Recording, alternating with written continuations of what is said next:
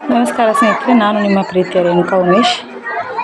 ಈಗ ಕಾರ್ತಿಕ ಮಾಸ ಇರೋದ್ರಿಂದ ನಮ್ಮೂರಿನ ಗ್ರಾಮ ದೇವತೆ ಕಾರ್ತಿಕೋತ್ಸವ ಕಾರ್ಯಕ್ರಮ ಇರ್ತೈತೆ. ಅದಕ್ಕೋಸ್ಕರ ನನ್ನ ವಿದ್ಯಾರ್ಥಿಗಳೊಂದಿಗೆ ನಮ್ಮೂರಿನ ಹಳೆ ಊರಲ್ಲಿ ಗಮಮ್ಮನ ಕಾರ್ತಿಕೋತ್ಸವ ಇರ್ತೈತೆ. ಅದಕ್ಕೋಸ್ಕರ ಬಂದಿರ್ತೀರಿ. ಬನ್ನಿ ನೋಡೋಣ ಹೇಗೆಲ್ಲ ಆಚರಣೆ ಮಾಡ್ತೀವಿ ಅಂತ.